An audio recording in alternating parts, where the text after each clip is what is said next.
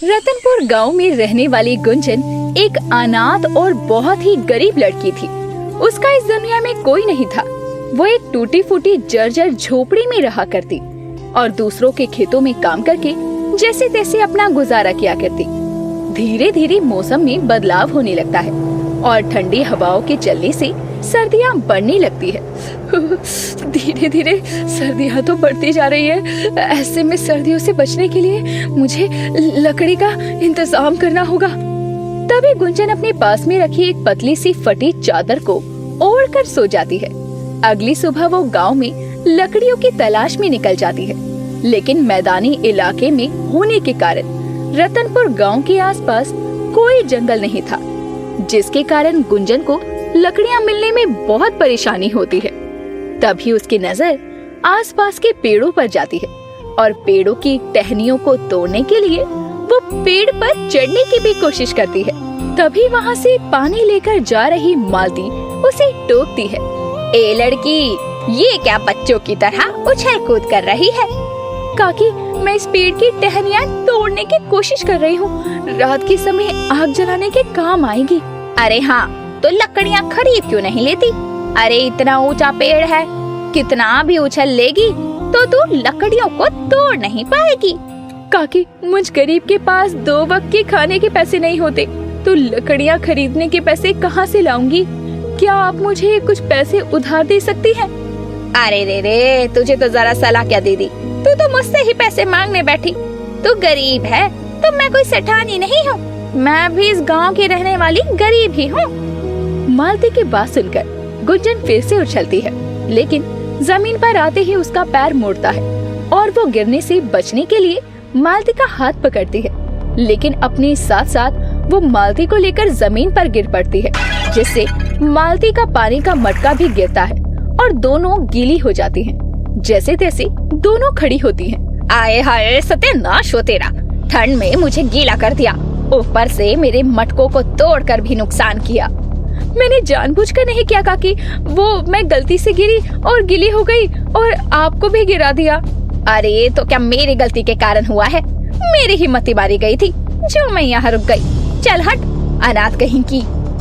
मालती गुंजन को धक्का देते हुए वहाँ से चली जाती है। जमीन पर गिरने के कारण गुंजन के हाथ और पाँव में खरोंच आ जाती है। बेचारी आंखों में आंसू लिए खेत में काम करने चली जाती है और वहाँ काम करने लगती है। रात के समय वो थकी हारी ठिठुरती हुई घर आती है और अपने हाथ पैर की चोट पर हल्दी का लेप लगाती है। रात होने के कारण ठंड बहुत बढ़ जाती है। आज मुझे कहीं से भी लकड़ियाँ नहीं मिली। अगर मिल जाती तो आग जलाकर ठंड से राहत तो मिलती। पता नहीं कब तक इस ठंड में मुझे ऐसे ही ठिठुरना पड़ेगा। बढ़ती रात के साथ ठंडी हवाएं तेज हो रही थी, जिसके कारण गुंजन कांपने लगती है। कुछ देर में उसके दरवाजे पर दस्तक होती है। अरे, इस समय दरवाजे पर कौन आ सकता है? लगता है जाकर देखना ही पड़ेगा। गुंजन जाकर दरवाजा खोलती है। वो देखती है कि एक बुढ़िया ठंड में ठिठुरती हुई उसके दरवाजे पर खड़ी होती है। अम्मा, आप कौन हो और इतनी रात गए बिना कंबल चादर के ठंड में घूम क्यों रही हो? बेटी, मैं दूसरे गांव जा रही थी, लेकिन अंधेरे के कारण रास्ता भटक गई हूँ और ठंड भी बहुत लग रही है। मेरी मदद कर दो बेटी। आज रात के लिए मुझे अपने घर ठहरने की जगह दे दो। सुबह होते ही चली जाऊंगी। ठंड से बिना कंबल चादर के कांपती हुई बुढ़िया को देखकर गुंजन को उस पर दया आ जाती है और वो अपने मन ही मन कहती है, पता नहीं कैसे होंगे इनके घर वाले जो इन्हें इतनी सर्द रात में अकेले बाहर जाने दिया। मुझे इनकी मदद करनी चाहिए। ठीक है अम्मा, तुम आज रात मेरे घर पर रुक सकती हो। बहुत बहुत धन्यवाद बेटी, भगवान तुम्हारा भला करे। गुंजन उस बुढ़िया को घर के अंदर लेकर आती है। वो बुढ़िया इसके बाद गुंजन का पतला सा चादर जैसा कंबल ओढ़कर सो जाती है। कुछ ही देर में गुंजन को भी नींद आ जाती है। सुबह पक्षियों के चहचहाने से गुंजन की नींद खुलती है, तो गुंजन उस बुढ़िया को उठाने के लिए उस कंबल को हटाती है और हैरान रह जाती है, क्योंकि वहाँ कंबल तो था लेकिन बुढ़िया नहीं थी। अरे, वो अम्मा कहाँ गई और ऐसे अचानक वो कहाँ जा सकती है? कहीं वो चली तो नहीं गई? मैंने तो उन्हें खाने के लिए भी नहीं पूछा। उन्हें भूख भी तो लगी होगी ना? वैसे भूख तो मुझे भी लगी है। रात को भी मैंने कुछ नहीं खाया था। अगर मैं अनाथ नहीं होती तो मेरे उठते ही कोई मेरे लिए खाना लेकर आ जाता। गुंजन ने इतना कहा था कि तभी जिस कंबल को उसने हाथ में पकड़ा था, उस कंबल से एक हल्की सी चमक निकलती।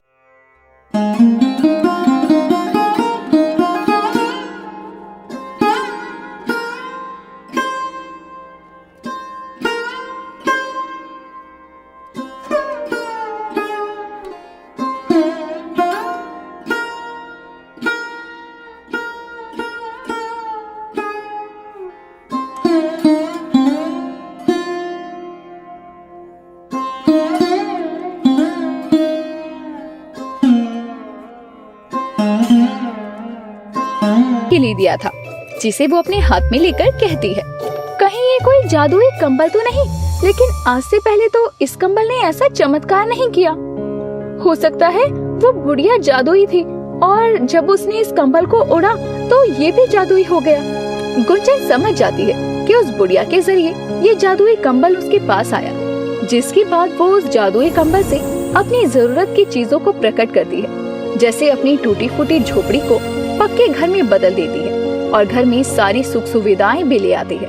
लेकिन रातों रात गुंजन के हालातों को बदलता देखकर सभी गांव वाले दंग रह जाती हैं। अरे ना जाने कौन सी लॉटरी लग गई है इस अनाथ गरीब लड़की की, जो इतना बढ़िया घर हो गया है इसका।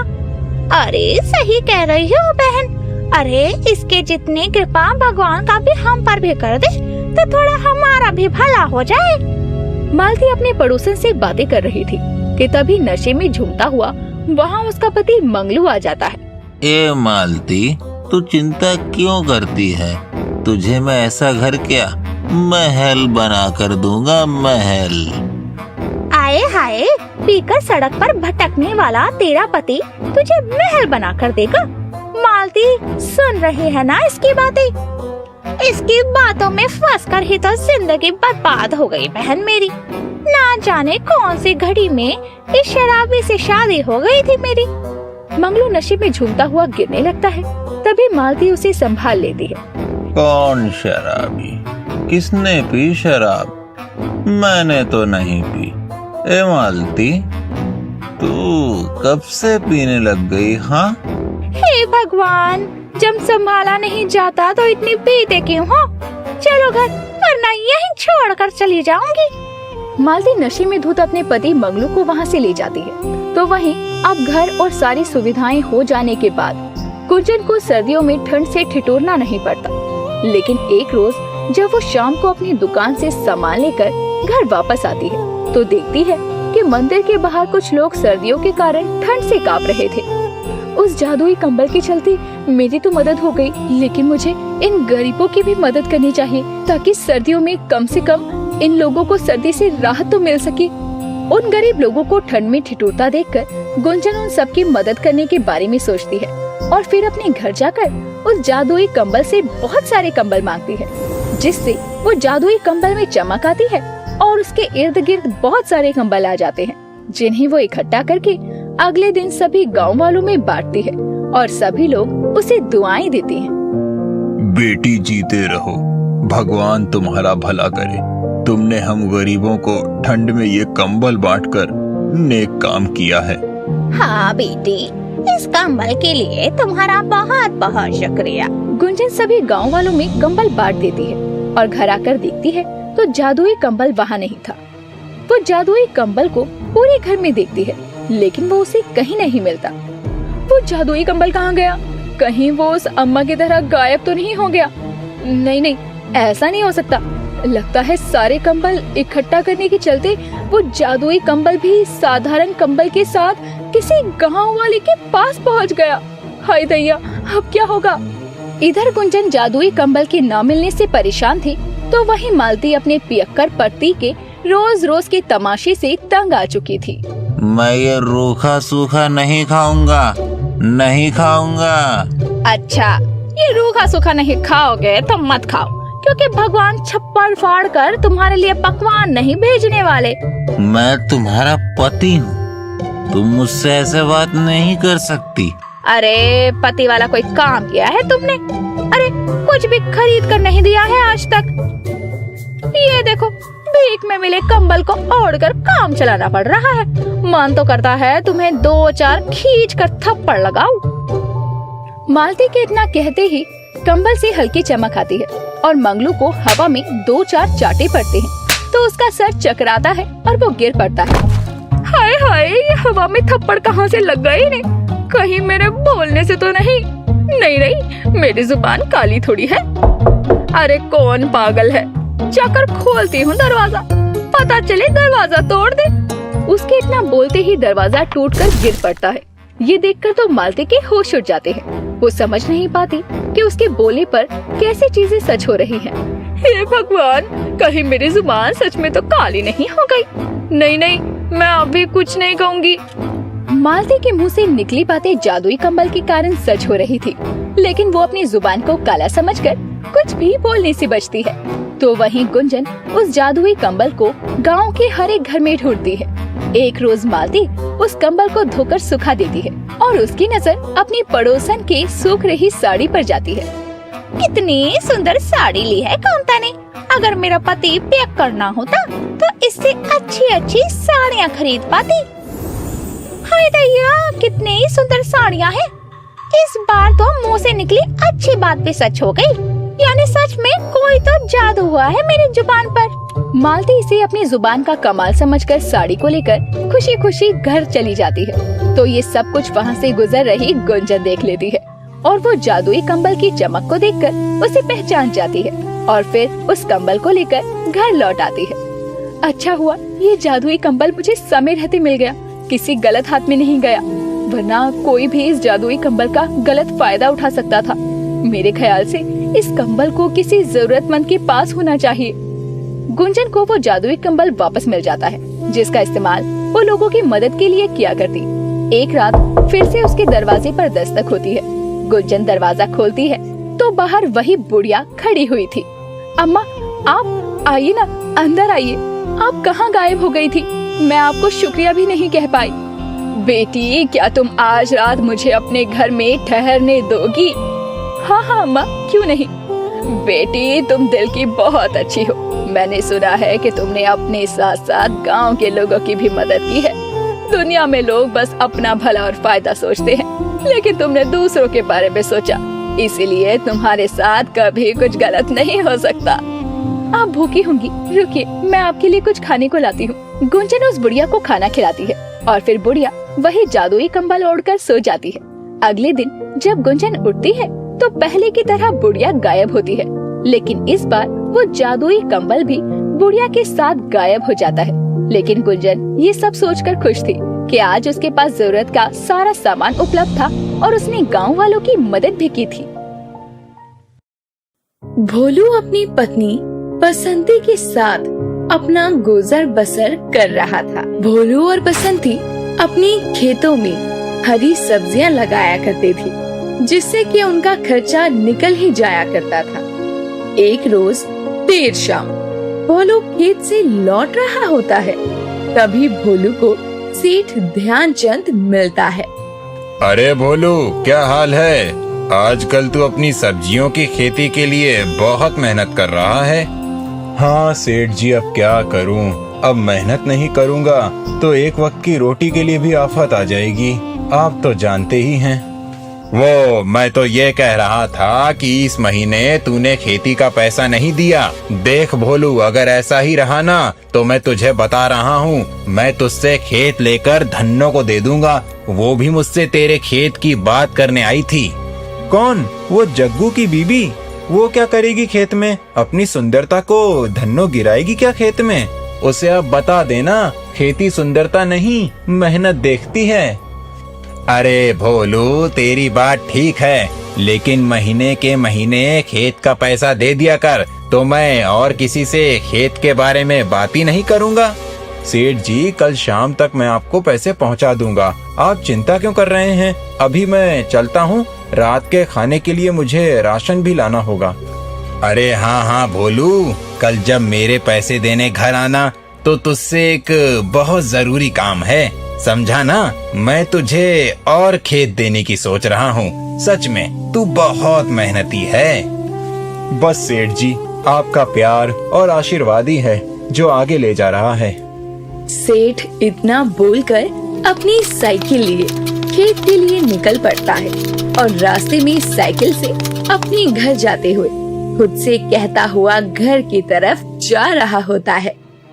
कल इसे जैसे भी मैं वो गुफा के पास वाला खेत दे दूंगा। भले ही इसके कम पैसे आए, लेकिन उस खेत को पूरे गांव में अगर कोई ले सकता है तो वो है ये मूर्ख भोलू। सेठ जिस खेत की बात कर रहा होता है, दरअसल उस खेत के पास एक गुफा थी जिसे सब भूतिया गुफा कहा करते थे। और यही वजह है कि कोई भी सेठ की गुफा के पास वाले खेत पर नहीं जाना चाहता था और न ही उसे लेना चाहता था। लेकिन सेठ चाहता था कि वो गुफा के पास वाले खेत को भोलू खरीद ले और उसमें सब्जियां बोए। अरे बसंती, कहाँ हो? लो मैं आ गया। खेत से कुछ हरी सब्जियां तोड़कर लाया हूँ और राशन भी। जी, मैं आपका ही इंतजार कर रही थी। लाइए दीजिए, मैं खाना बना लूं, वरना खाना बनाने में भी रात हो जाएगी। और हाँ बसंती, कल जो पैसे मैंने तुझे रखने के लिए दिए थे वो मुझे कल सुबह दे देना। खेत में जाने से पहले मैं वो पैसे सेठ जी तक पहुंचा दूंगा, वरना वो भी खर्च हो जाएगा। हाँ, ये तो है। मैं आपको कल सुबह ही खेत में जाने से पहले वो पैसे दे दूंगी। अब तो ठीक है ना? अब अगले रोज सुबह भोलू खेतों के लिए निकलने से पहले अपनी पत्नी बसंती से पैसा लेता हुआ सेठ के पास पहुंचता है और सेठ भी खाना खाने में लगा हुआ था। अरे सेठ जी, अभी तो आप खाना ही खा रहे हैं, थोड़ी देर के बाद आता हूँ मैं। अरे नहीं नहीं भोलू, खाना तो होता ही रहेगा, लेकिन तेरा काम बहुत जरूरी है। अच्छा, ऐसा क्या काम है सेठ जी मुझसे? कहीं मुझसे कोई गलती तो नहीं हो गई? अरे सेठ जी, अब से मैं पैसे समय पर ही दूंगा। अब तो खुश ना? अरे नहीं नहीं भोलू, तुझसे भला कोई गलती हो सकती है क्या? तुम तो जितने ईमानदार हो उतने ही मेहनती भी। जी सेठ जी, आप खाना खाइए, मैं आपका इंतजार कर लेता हूँ। कुछ समय के बाद ही सेठ खाने के बाद भोलू को अपने पास बुलाता है और भोलू कहता है, अरे मालिक, घर से खा पी कर आया हूँ, आप ये पैसे ले लीजिए, यही आपको देने आया हूँ। अब मैं चलता हूँ सेठ जी, मुझे खेतों में जाने में लेट हो रहा है। अरे भोलू, मुझे तुझसे बहुत जरूरी काम है, बैठो 2 मिनट, चले जाना खेत में। हाँ हाँ सेठ जी, बताइए ना, आपको मुझसे कोई जरूरी काम है क्या? अरे नहीं नहीं, जरूरी काम तो नहीं है, लेकिन मैं सोच रहा था कि जब तू इतनी मेहनत करता ही है तो थोड़ी सी मेहनत और करके अपनी झोपड़ी को महल बना ले। सेठ जी, मैं कुछ समझा नहीं, आप कहना क्या चाहते हैं? मैं तुम्हें गुफा के पास वाली खेती दे रहा हूँ, जिसे मैंने काफी समय से किसी को नहीं दिया, और तुम जानते हो उसमें फसल अच्छी होती है। लेकिन सेठ जी, मैंने तो वहाँ के बारे में बहुत कुछ सुना है। मुझे तो गुफा के पास जाने में भी डर लगता है, लोगों की बात सुनकर। भोलू, मैं तो एक तुझे ही पूरे गांव में बहादुर समझता था, लेकिन तुझसे ये उम्मीद नहीं की थी मैंने।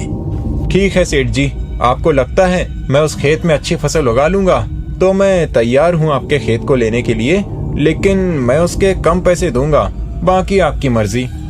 तू जितने पैसे देगा मैं खुशी खुशी रख लूंगा, तो मैं समझू ना कि अपनी डील पक्की। बस आप अगले महीने का इंतजार कीजिएगा सेठ जी। हाँ हाँ चल, अब जा, तुझे भी खेत के लिए लेट हो रहा होगा। अब जैसे ही भोलू उस खेत में हल चलवाता है, ये खबर आग की तरह फैल जाती है कि भोलू ने गुफा के पास वाली भूतिया जमीन को खरीद लिया है। ये सुनकर हर कोई हैरान था।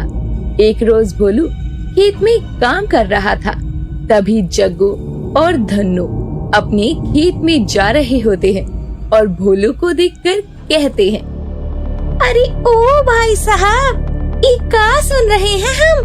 गुफा के पास वाली जमीन को खेती के लिए लिया है क्या आपने? लेकिन वो तो भूतिया चुड़ैल राक्षस तक की है, उमे आप काहे घुस रहे हैं? अरे धन्नो भाभी, कभी डर लगेगा तो आपको बुला लूंगा, आप चिंता क्यों करती हो? अरे ना ना ना दैया रे दैया, मैं का मेरा तो साया भी उस गुफा के पास ना जाए। सुना है वो गुफा रहस्य से भरा हुआ है, उसमें खजाना भी है भोलू भैया। अरे सुना तो हमने भी यही है कि उस गुफा में ढेर सारा खजाना है, लेकिन आज तक उस मुई गुफा में जो भी गया है ना, वो वापस लौट कर नहीं आया है। और वैसे भी बांस से तो ढकी हुई गुफा है, वो कौन ही जाएगा उसमें? वैसे खजाने के अलावा कुछ खाने पीने की भी चीज मिलती है क्या? अगर ऐसा हुआ तो मैं तो उस गुफा में जाने के लिए तैयार हूँ। अरे ना ना, हमको भरी जवानी में विधवा ना ही होना है। धन्नो और जग्गू तो वहाँ से खेत की तरफ चले जाते हैं, लेकिन खाने से जग्गू के मन में लालच आने लगता है और वो अपनी पत्नी को खेत में काम करते छोड़कर गुफा की तरफ बढ़ने लगता है। अरे ओ जी, कहाँ को हो लिए? आपको कितनी बार मना किया है, आप भूत या गुफा की तरफ ना ही देखो, वही अच्छा रहेगा। वरना तो कभी कभी हमको लगता है कि वो गुफा हमको भी बुला रहा है। अरे कहाँ जा रहे हैं जी खाने की लालच में उस गुफा में? अरे उमे राक्षस रहता है, राक्षस। आज तो ये आदमी हमको विधवा करके ही मानेगा।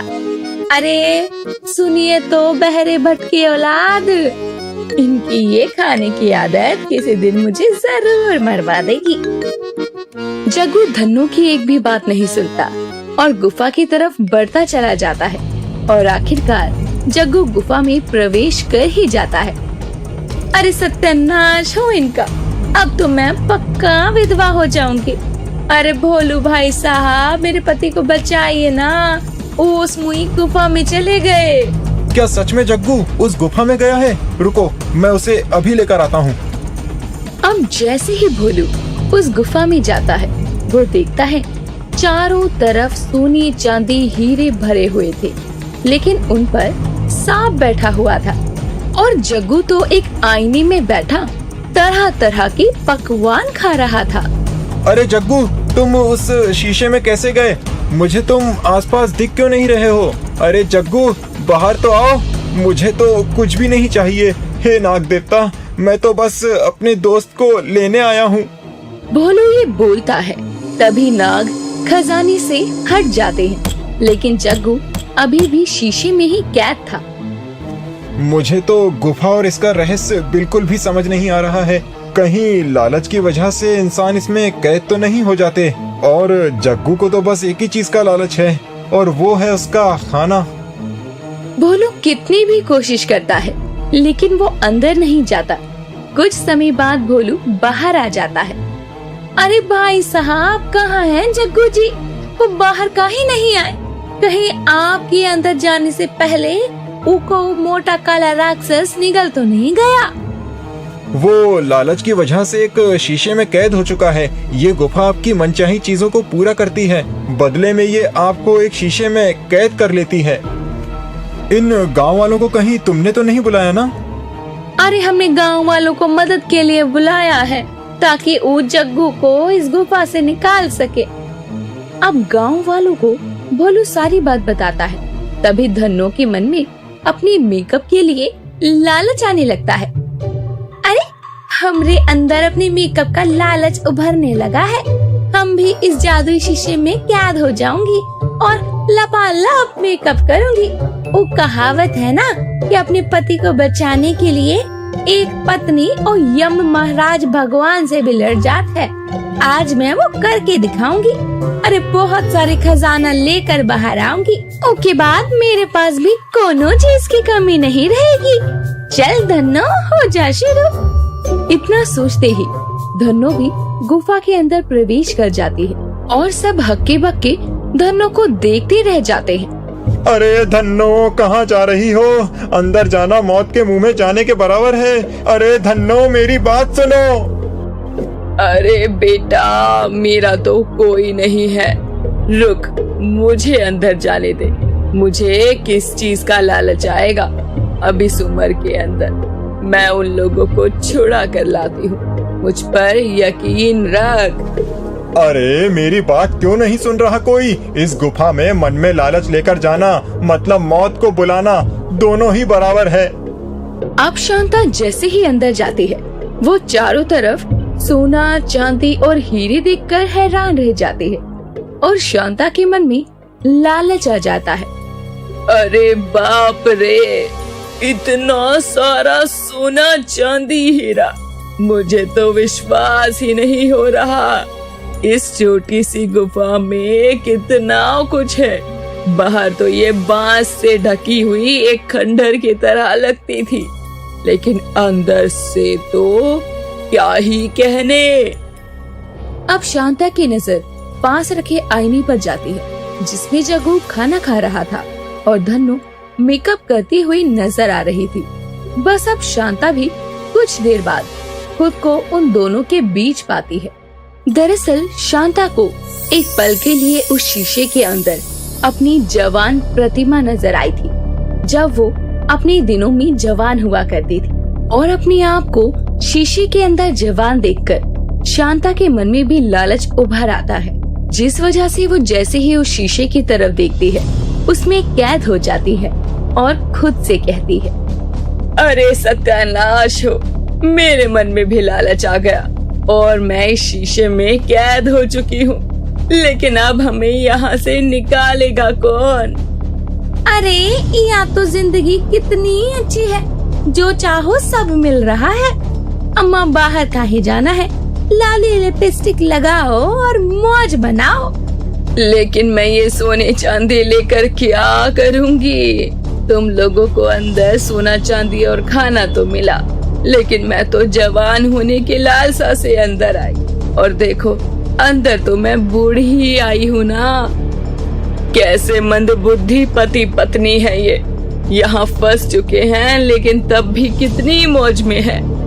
अब भोलू दोबारा से गुफा में जाता है और नाग देवता के आगे हाथ जोड़ते हुए कहता है, नाग देवता, मुझे किसी भी चीज का लालच नहीं है, बस आप मेरे गांव वालों को इस शीशे से आजाद कर दो।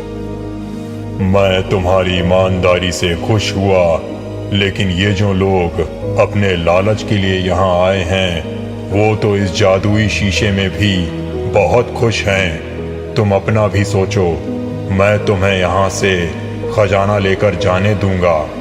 नहीं नहीं, मुझे नहीं चाहिए ये खजाना, मुझे तो अपने गांव वाले ही चाहिए जो कि गलती से यहाँ चले आए हैं। सच में एक नेक दिल इंसान हो, मुझे तुम्हारी ईमानदारी और नेक दिली पसंद आई। अरे अरे अरे, हम आजाद हो गए इस जादुई शीशे से। चलो चलो जल्दी से बाहर निकलते हैं, इससे पहले कि कोई और अनहोनी हो जाए। जल्दी निकलो यहाँ से, लगता है गुफा का दरवाजा बंद होने वाला है। अरे जल्दी चलिए, ये सब आपकी वजह से ही हुआ है। उक्का है ना, आप यहाँ ना आते और ना मैं यहाँ आपको बचाने आती। अच्छा भला खेत में काम कर रही थी, ये बात अलग है कि हमारी थोड़ी ब्यूटी बन गई यहाँ का मेकअप लगाने से। अरे मैं तो कहती हूँ भोलू, इन दोनों पति पत्नी को यहीं छोड़ जाते हैं। ये वैसे भी गांव में किसी काम के नहीं हैं। हम पर कलंक है कलंक, जब देखो पटर पटर करते रहते हैं एक दूसरे के साथ और गांव वालों को भी मुसीबत में डालते हैं। इनको काहे अपने साथ लेकर जाना है? अरे सुनो जी, जल्दी से बाहर निकलो, वरना ये अम्मा तो हमको पूरा प्लान बनवा के बैठी लगती हैं। अब तो हम दोनों को सच में फंसवा देंगे गुफा के अंदर। चलो चलो जल्दी। अब जैसे ही सब निकलते हैं, वैसे ही गुफा का द्वार अपने आप बंद हो जाता है। जमीन से नई बांस अपने आप निकल कर आती है और गुफा को ढक देती है। सब भोलू की तरफ देख रहे थे, क्योंकि उसकी वजह से ही सालों से चल रही उस गुफा के राज का पर्दाफाश सबके सामने हुआ, जिसके बाद धीरे धीरे जमीन में कंपन होती है और वो गुफा जमीन के अंदर समा जाती है और उसके बाद वो बांस की रहस्यमयी गुफा कभी किसी को नजर नहीं आती और हमेशा के लिए हो जाती है। दोस्तों, वो गुफा हर किसी को अपने अंदर के लालच के बारे में बताती थी। अगर आप उस गुफा में जाते तो आपके मन में किस चीज का लालच आता? आप हमें कमेंट करके जरूर बताएं। और ऐसे ही इंटरेस्टिंग कहानियों के लिए जुड़े रहिए हमारे चैनल के साथ।